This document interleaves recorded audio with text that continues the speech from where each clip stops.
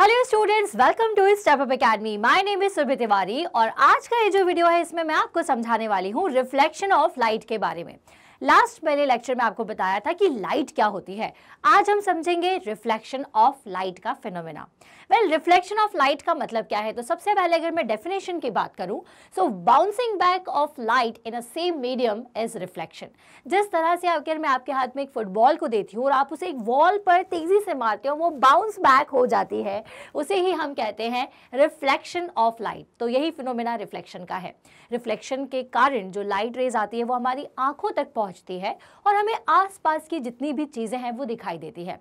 मान लीजिए कि आप किसी मैदान में खड़े हुए हैं और एक ट्री आपके सामने है, तो वो ट्री का जितना पोर्शन आपको दिखाई दे रहा है वो जस्ट बिकॉज ऑफ रिफ्लेक्शन आपके आंखों पर आ रहा है, आपको दिखाई देता है। अब रिफ्लेक्शन कैसे होता है, अब देखिए, कोई भी लाइट रे जब आती है, वैसे तो लाइट रे कैसे आती है, मिलियंस ऑफ लाइट रे, है ना। लाइट रे की अगर बात करें तो बहुत सारी लाइट रेज मिलकर के बीम बनाती हैं, वो सब मिलके आपकी बॉडी पर आएंगी, ठीक है। लेकिन हम समझने के लिए यहाँ पर एक लाइट रे को कंसिडर करते हैं। तो लाइट रे मान लीजिए इस तरह से आती है और वो किसी स्मूथ पॉलिश्ड सरफेस पे पड़ती है, तो वो क्या हो जाती है, बाउंस बैक हो जाती है।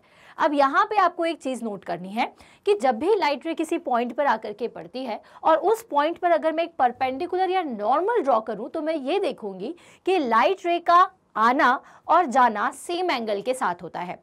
दूसरी चीज, अब आपको ये पता होना चाहिए कि जो लाइट रे किसी पॉइंट पर आती है उसे हम क्या कहते हैं। तो क्योंकि वो लाइट रे इंसिडेंट हो रही है इसलिए उसे कहते हैं इंसिडेंट रे, और जो लाइट रे बाउंस बैक हो रही है उसे हम कहते हैं रिफ्लेक्टेड रे। और इनके बीच में जब हम नॉर्मल ड्रॉ करते हैं तो हम ये देखते हैं कि दोनों के एंगल सेम है। दैट मीन्स कि जब भी कोई लाइट रे किसी स्मूथ पॉलिश्ड सरफेस पर इंसिडेंट होती है तो वो सेम एंगल के साथ रिफ्लेक्ट होती है। तो यहाँ पर I and R are the angle of incidence and angle of reflection. तो पहले ये कहलाता है लॉ ऑफ रिफ्लेक्शन। ओके, तो ये फर्स्ट लॉ है।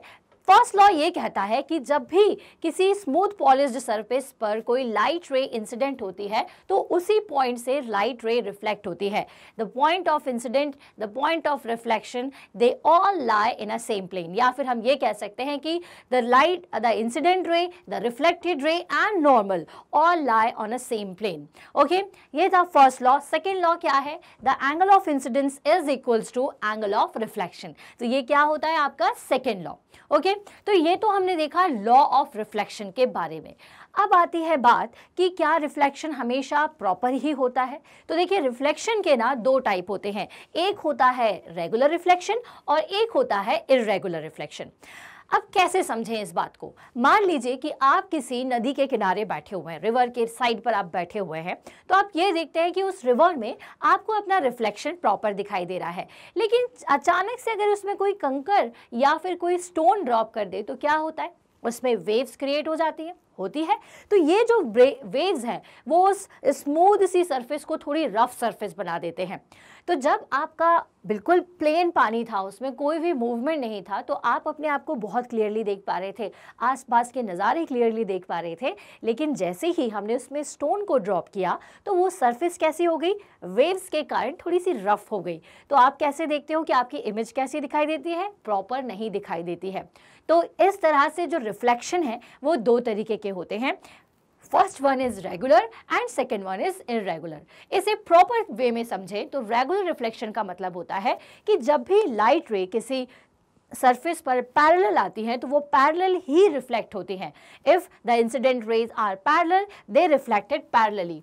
जब इंसिडेंट रे पैरेलल आएंगी तो वो पैरेलली ही रिफ्लेक्ट होती हैं।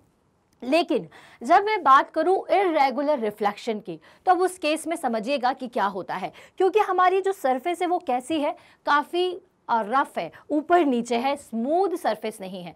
तो लाइट रे आएंगी तो पैरेलल, लेकिन जब जाएंगी तो क्या होगा कि कुछ लाइट रे क्योंकि जिस जिस पॉइंट पर पड़ेगी तो उसी पॉइंट के कारण हमने एक लॉ पढ़ा था कि जिस एंगल के साथ लाइट रे आती है उसी एंगल के साथ जाती है। तो अलग अलग पॉइंट पर जब लाइट रे आएगी तो अपना सेम एंगल बनाते हुए जब वापस जाती है तो हम ये देखते हैं कि वो सभी पैरेलल नहीं है, बल्कि थोड़ी सी अलग अलग दिशाओं में चली जाती है। तो इसी को हम कहते हैं इर्रेगुलर रिफ्लेक्शन। तो रिफ्लेक्शन का जो कॉन्सेप्ट है उसी की वजह से आपको चीजें जो है वो दिखाई देती है। आपको मैं बता दूं कि अर्थ जो है वो भी रिफ्लेक्शन करती है।